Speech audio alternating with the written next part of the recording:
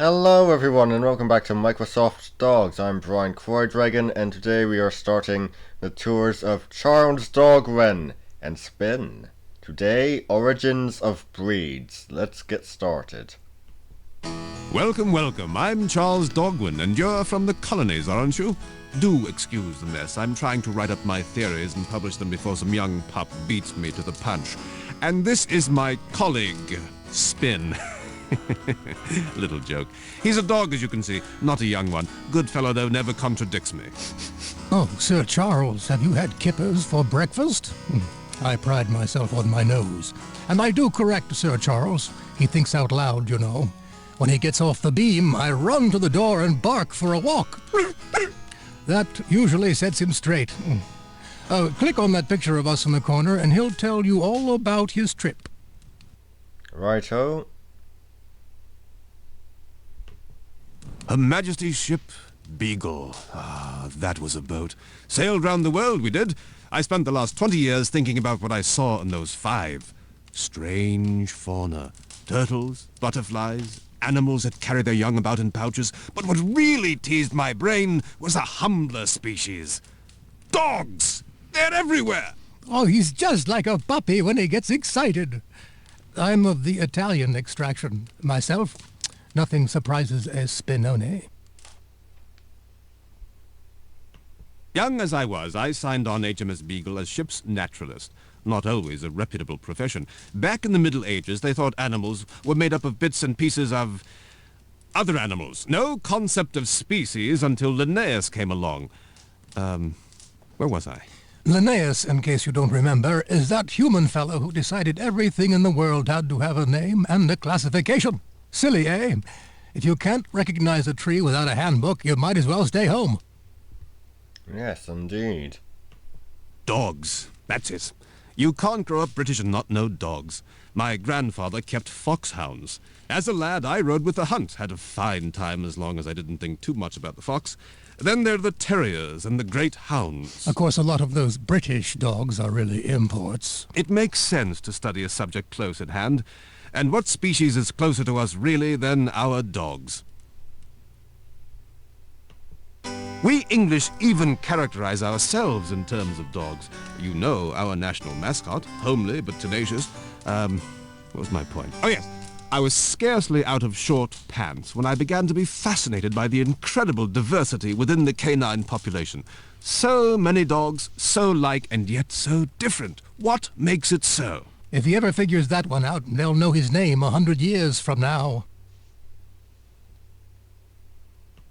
One holiday, my family went to the Shetland Islands. The collies there are half the size of those in Scotland. Of course, the stock they herd is just as tiny. It's quite like landing in Lilliput.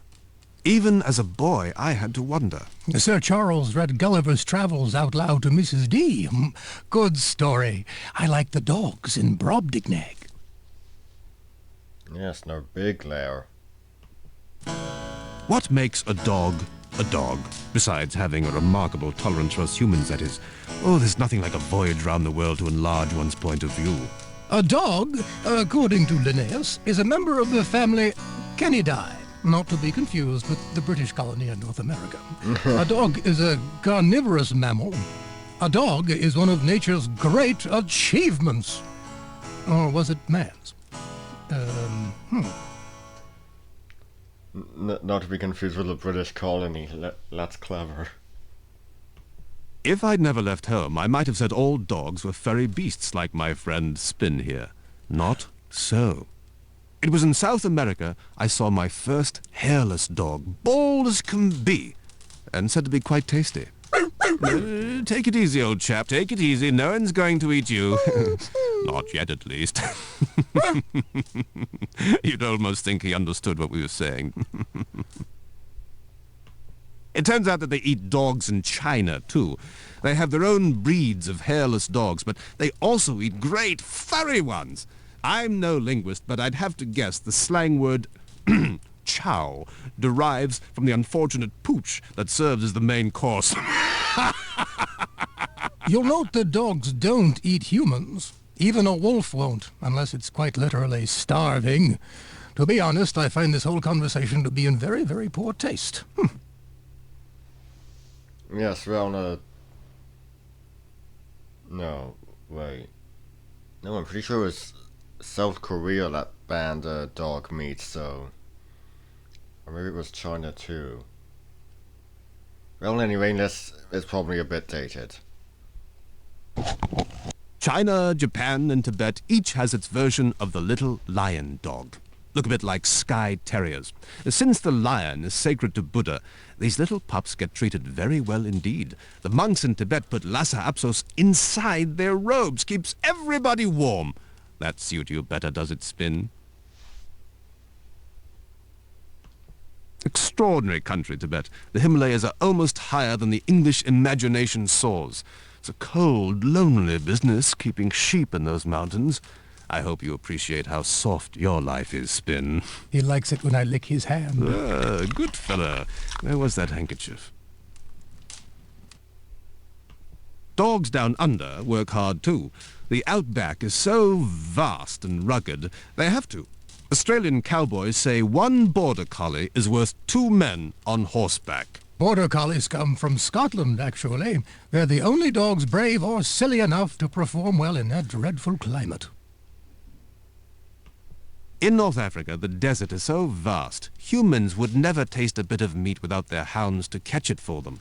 Desert dogs have very short coats, as you might expect, and very big ears to keep them cool.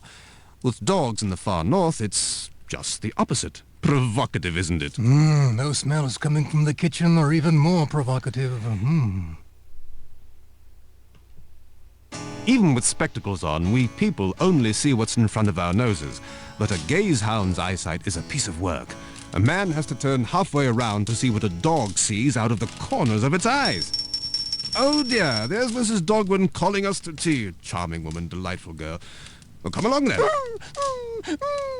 I'll save you a bit of tea cake. Shall I, Spin, old chap, old dog you? Thanks, but I'd rather have some raw beef. I am a carnivore. That was the short tour. You didn't get to hear about the yodeling African Basenji, or the blue-tick coonhound over in the colonies who sings when he trees his prey, or the Tosa Inu, or... so many dogs, so little time. Well, here's a world you can tour by yourself. When you're done, click the Contents button if you'd like to explore. Or if you want to take another guided tour, click our picture. Okay. Before we end this, let's see if I can find this. Okay. Madra. Madra. Uff, uff. Woof, woof.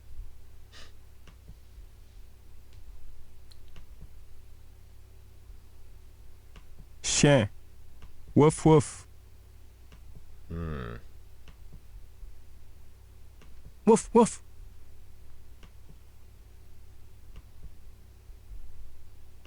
Woo, woo. Woof, woof.